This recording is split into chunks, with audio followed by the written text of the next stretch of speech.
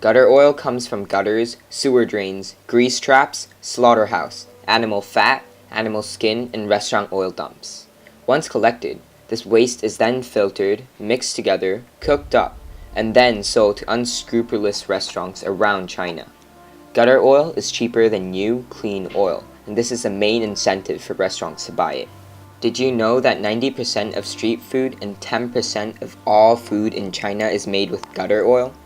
Research has shown that gutter oil has the potential to cause acute abdominal cramps, anemia, toxic hepatic disease, diarrhea, nausea, vomiting, and other gastrointestinal sicknesses. And it also contains carcinogens which could easily lead to cancer. The fact is, though many people have been detained since 2007 for this crime, people have a good reason to doubt whether the issue has been resolved or not. Chances are that while many people have been detained for this crime since 2007, more people in the provinces just rose to take their place. The profit margin at 2,000 RMB per ton with virtually no effort is simply too tempting for the poor businesses to resist. Even so, as of 2012, there has been no ways of identifying one type of oil from another through simple observation. From this, it's better off eating homemade dishes made with branded oil. The melamine scandal burst out into the public months after the Great Recession in 2008. Why did this happen? With milk being a relatively new product for China, the Chinese government actively promoted the benefits of milk to all families, and with that, the demand for milk increased dramatically. However, in 2008, the entire dairy industry struggled to keep up with the demand because of the increase in consumers. In the end, the solution dairy farmers came up with was to dilute milk with water in order to increase the volume of milk produced.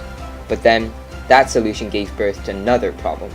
The diluted milk did not meet the standard protein levels, and thus, we come to melamine for a solution. Melamine is composed of 67% nitrogen, and since the amount of protein is commonly measured through nitrogen, melamine was added to the milk plus water solution without exactly considering what effects it will have on people. The melamilk effectively tricked its way through quality and safety checks and became available to the public. As an effect, many babies died, and more than 300,000 became sick from consuming powdered milk containing melamine.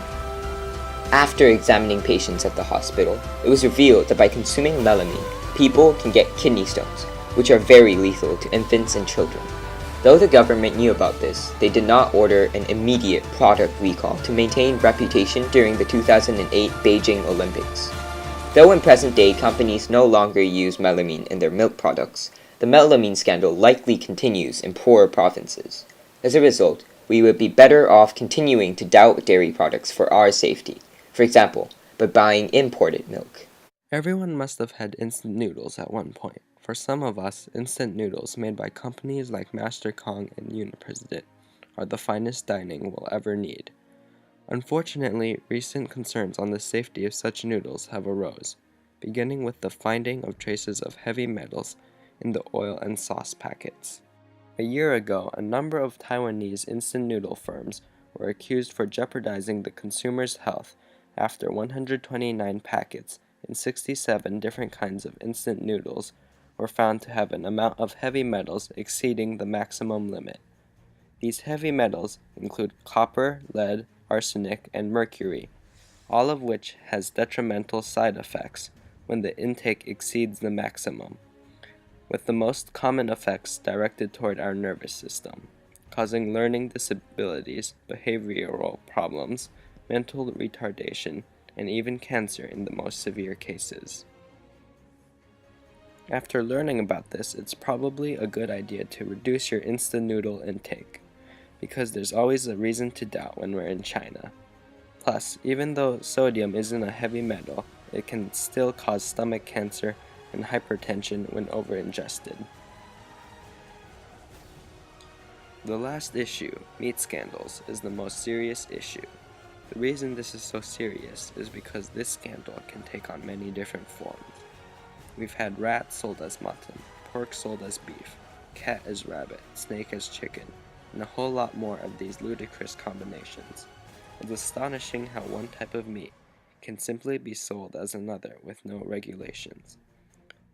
Though meat scandals have already been going on for a few years by now, there recently has been a serious beef scandal. Last year, the police seized over 20,000 kilograms of beef. That happened in Xi'an, where beef was a very important part of the Muslim people's diet.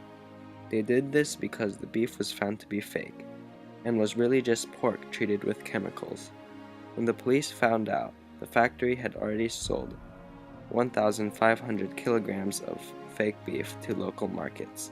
6 factories were shut down so far for that reason. Another ongoing case is in the city of Huinan, which is around 260 miles northwest of Shanghai, where an illegal slaughterhouse was found. The police discovered that the owners of the slaughterhouse were selling cats for 10 yuan to make cheap money.